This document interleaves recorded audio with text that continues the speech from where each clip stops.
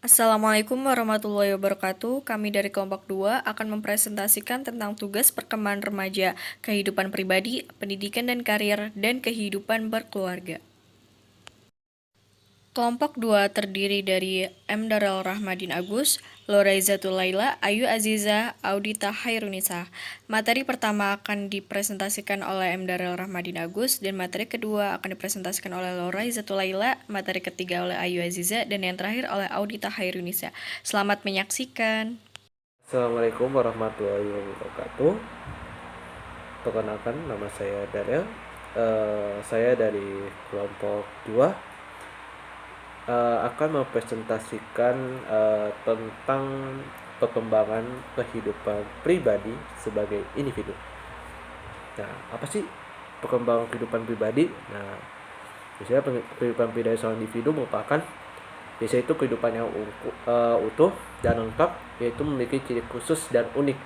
Nah, biasanya kehidupan pribadi ini menyangkut berbagai aspek, yaitu aspek emosional, sosial psikologis, dan sosial budaya, dan juga kemampuan intelektual yang terpadu secara integratif dengan faktor lingkungan kehidupan.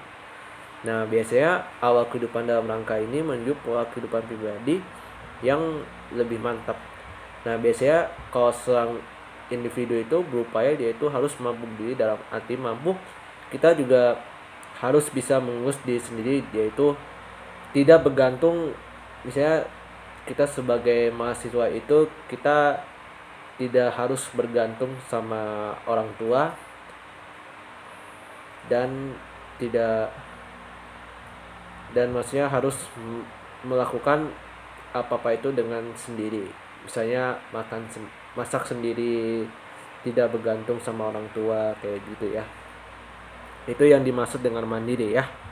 Nah, jadi terus faktor-faktor yang mempengaruhi perkembangan pribadi itu apa sih? Nah, faktor utama yang mempengaruhi perkembangan pribadi itu anak, yaitu kehidupan keluarga beserta berbagai aspeknya seperti yang telah kita uraikan di bagian terdahulu. Perkembangan anak yang menyangkut perkembangan psikofisis dipengaruhi oleh status sosial ekonomi, filsafat hidup keluarga, dan pola hidup keluarga seperti biasanya kedisiplinan, kepedulian terhadap kesehatan, dan ketertiban, termasuk ketertiban menjalankan ajaran agama, yaitu seperti yang menjalankan agama ya kayak gitu tadi ya, sholat kayak gitu ya. Terus aliran nativisme menyatakan bahwa seorang individu akan menjadi orang sebagaimana adanya yang telah ditentukan oleh kemampuan dan sifatnya yang dibawa sejak ia dilahirkan. Sedangkan aliran empirisme mengatakan sebaliknya, yaitu seorang individu diibaratkan sebagai kertas silin yang masih putih bersih, ia akan menjadi manusia seperti yang dikehendaki oleh lingkungan. Kedua aliran itu menggambarkan bahwa faktor bakat dan pengaruh lingkungan sama-sama mempunyai pengaruh terhadap perkembangan pribadinya. Nah, itu perbedaan individu dan perkembangan pribadi. Nah, lingkungan kehidupan sosial budaya mempengaruhi perkembangan pribadi seorang amatlah kompleks dan heterogen, baik lingkungan alami maupun lingkungan yang diciptakan untuk maksud pembentukan pribadi anak-anak dan remaja. Masing-masing memiliki ciri-ciri yang berbeda. Oleh karena itu, kita singkat dapat dikatakan bahwa perkembangan pribadi setiap individu berbeda-beda pula sesuai dengan lingkungan di mana mereka dibesarkan. Dua orang anak yang dibesarkan dalam satu keluarga akan menunjukkan sifat pribadi yang berbeda. Karena itu ditentukan oleh bagaimana sih mereka masing-masing harus bisa berinteraksi dan mengintegrasikan dirinya dengan lingkungannya itu. Nah, lalu di sini yang keempat itu ada pengaruh perkembangan kehidupan pribadi terhadap tingkah laku. Nah, itu tingkah laku itu biasa juga dipengaruhi oleh hasil proses perkembangan kehidupan dalam sebelumnya dan dalam perjalanannya berintegrasi dengan kejadian saat sekarang. Dengan demikian dapat dikatakan jika sejak awal perkembangan kehidupan pribadi terbentuk secara terpadu dan harmonis, maka bisa diharapkan tingkah laku yang kita merupakan pengejawatahan berbagai aspek pribadi itu akan baik. Kehidupan pribadi yang mantap memungkinkan seorang anak akan berperilaku mantap, yaitu mampu menghadapi dan memecahkan berbagai permasalahan dengan pengendalian emosi secara matang, tertib, disiplin, dan penuh bertanggung jawab. Nah, jadi benar-benar kalau kita ada masalah kita harus menyelesaikannya dengan penuh tanggung jawab apapun masalahnya itu ya.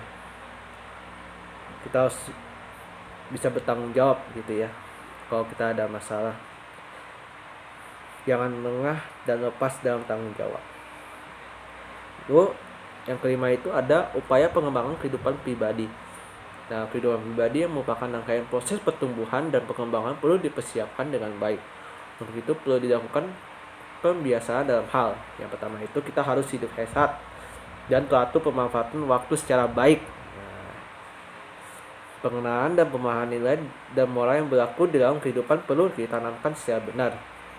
Nah, yang kedua, mengerjakan tugas dan pekerjaan praktis sehari-hari secara mandiri dan penuh tanggung jawab. Nah, jadi apa-apa kok seperti saya katakan, kalau kita ini sudah dewasa, saya sudah remaja, apa-apa itu kita harus melakukan apa-apa itu dengan secara mandiri. Jadi bisa dibilang dengan penuh tanggung jawab itu kita harus kayak sadar gitu, misalnya kayak pekerjaan rumah, maksudnya jangan apa-apa tunggu disuruh. Jadi kita harus sudah bisa bertanggung jawab dan juga mandiri. Jadi apa-apa yang kita lakukan itu harus dengan usaha sendiri, tidak dengan bantuan orang lain.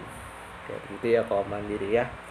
Yang C itu kita hidup bermasyarakat dengan melakukan pergaulan dengan sesama, terutama dengan teman sebaya, menunjukkan gaya dan pola kehidupan yang baik sesuai dengan kultur yang baik dan dianut oleh masyarakat. Yang D, cara-cara pemecahan masalah yang dihadapi menunjukkan dan melatih cara merespon berbagai masalah yang dihadapi. Nah, yang E itu mengikuti aturan kehidupan keluarga dengan penuh tanggung jawab dan disiplin.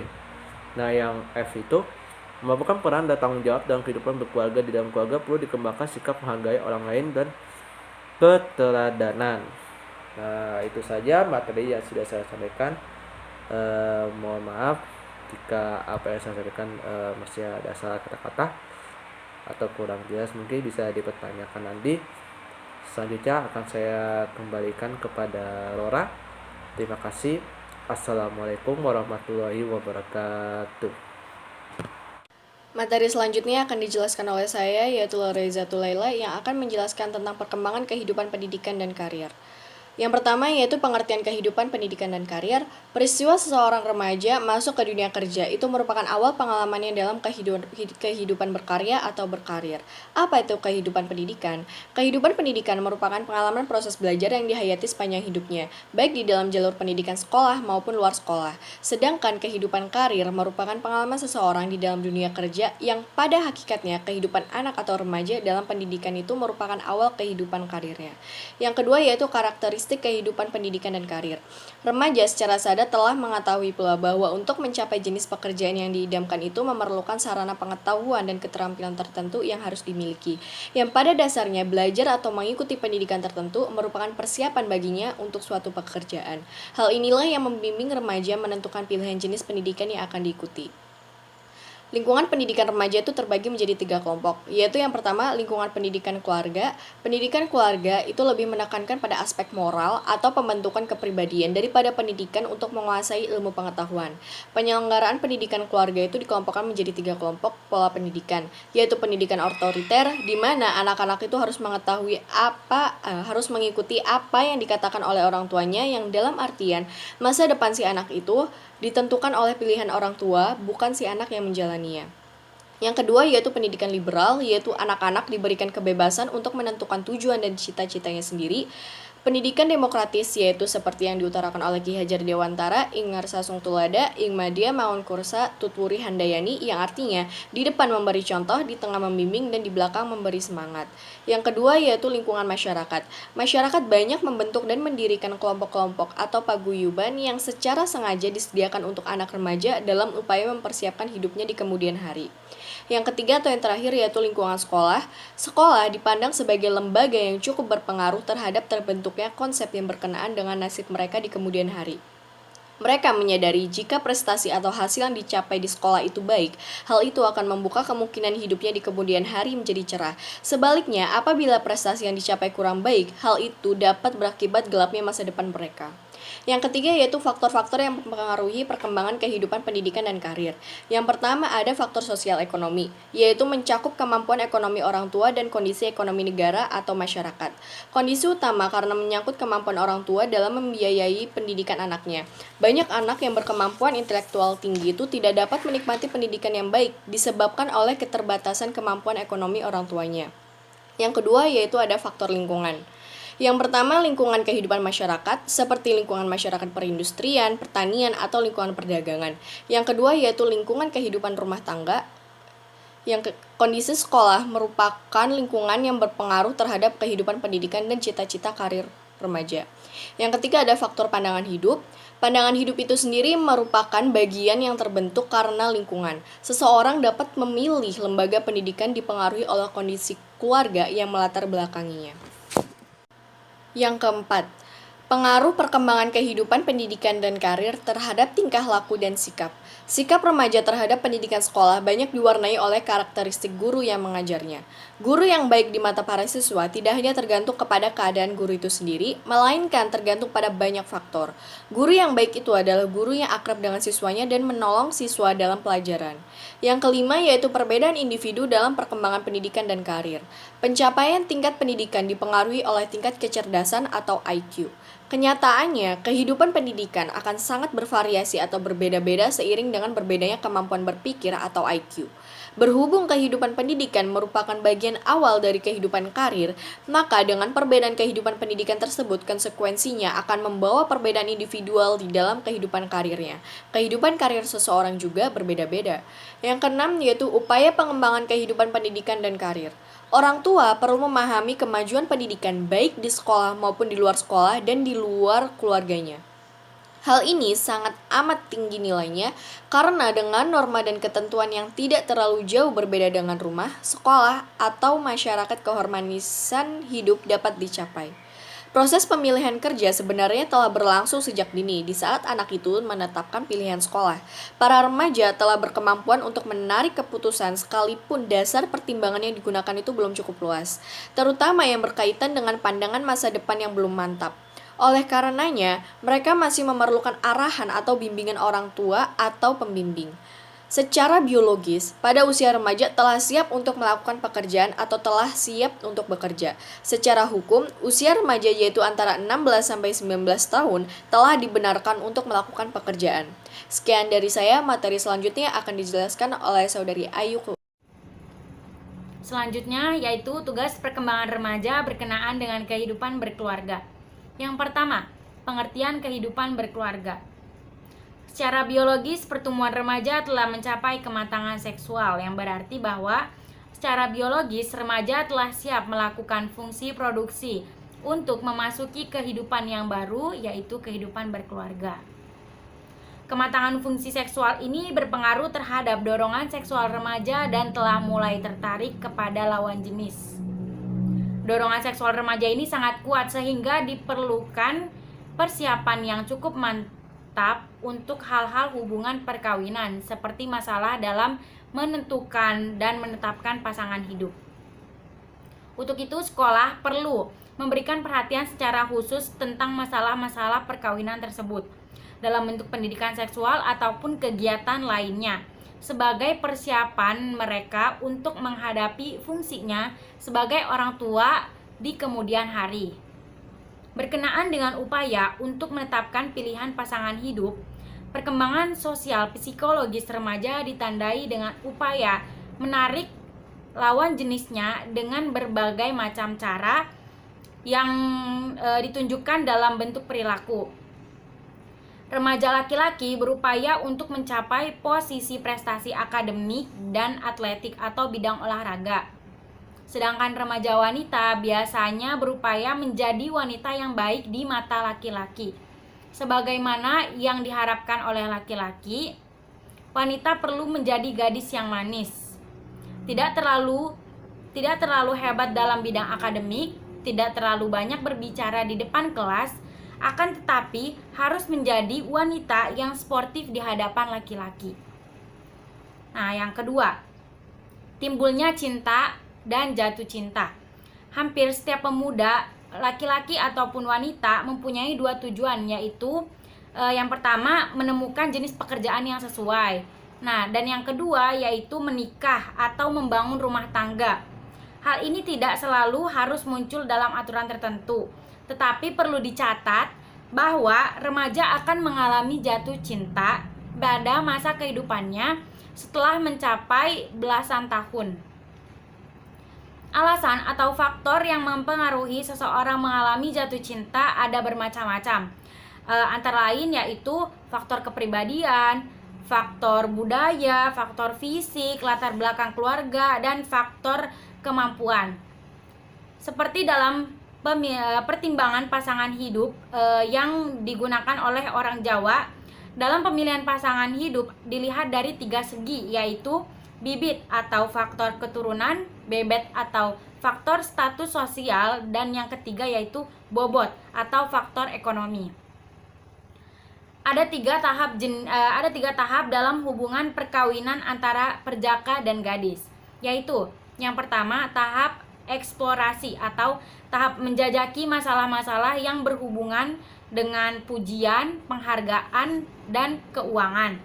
Yang kedua ada tahap penawaran atau di mana pasangan ini menjalin berbagai janji.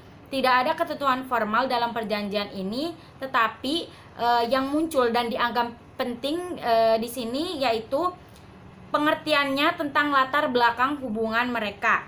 Nah, tahap yang ketiga yaitu tahap komitmen. Tahap ini ditandai oleh saling ketergantungan satu sama lain. Selanjutnya yaitu masyarakat dan perkawinan. Ini yang ketiga. Setiap masyarakat di dunia memiliki norma berkenaan dengan masalah perkawinan. Oleh karena itu, perkawinan antara pria dan wanita bukan saja masalah yang didorong oleh faktor biologis, melainkan diatur oleh berbagai aturan atau norma yang berlaku di kehidupan sosial kemasyarakatan. Pernyataan cinta dan penetapan pilihan pasangan hidup tidak hanya antara remaja dan wanita, tapi juga melibatkan banyak pihak dalam keluarga dan masyarakat. Nah, setiap masyarakat pada hakikatnya telah memilih aturan atau norma untuk mengatur masalah perkawinannya. Dalam masalah perkawinan, setiap masyarakat di dunia memiliki hukum atau aturan atau seperti adat yang dipercayai dan dijadikan pedoman bagi setiap anggota masyarakat dalam menetapkan pasangan hidupnya. Mungkin cukup sekian penjelasan dari saya. Selanjutnya akan dijelaskan oleh teman saya Audita. Oke, terima kasih. Baik, materi selanjutnya yang terakhir adalah implikasi tugas-tugas perkembangan remaja dalam penyalahgunaan pendidikan. Banyak faktor yang mempengaruhi perkembangan remaja terhadap penyalahgunaan pendidikan. Itu dibagi jadi 3. Yang yaitu pendidikan yang berlaku di Indonesia, baik pendidikan yang diselenggarakan di dalam sekolah maupun di luar sekolah, pada umumnya diselenggarakan dalam bentuk klasikal. Penyelenggaraan pendidikan klasikal ini berarti memperlakukan sama semua tindakan pendidikan kepada semua remaja yang tergabung di dalam kelas, sekalipun masing-masing di antara mereka sangat berbeda-beda.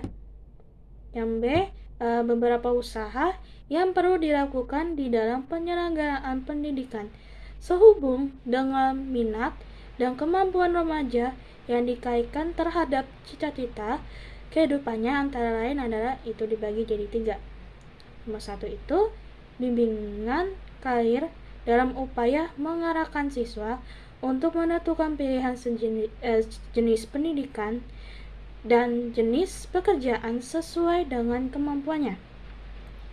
Yang nomor 2, memberikan latihan secara praktis terhadap siswa telah berorientasi kepada kondisi atau tuntutan terhadap lingkungan.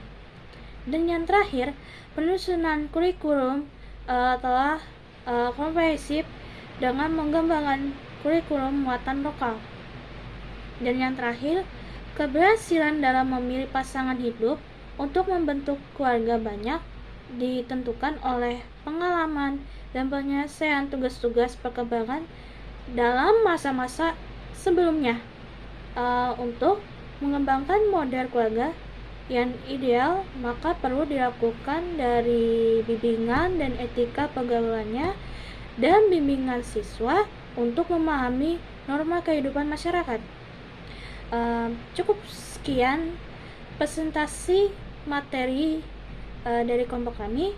Terima kasih atas perhatiannya. Kurang lebihnya mohon maaf apabila ada salah kata. Wassalamualaikum warahmatullahi wabarakatuh.